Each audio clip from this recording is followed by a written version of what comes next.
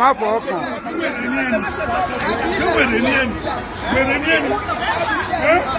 Officer, look at this. Stop touching me. Officer.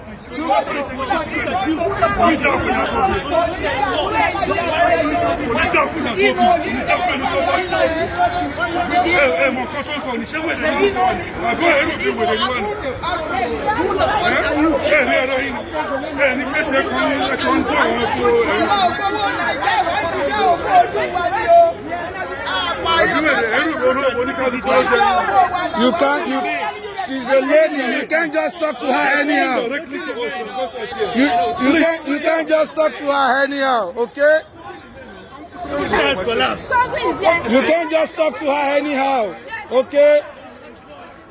Don't touch him, but you can't talk to her. You can't talk to her anyhow. These people.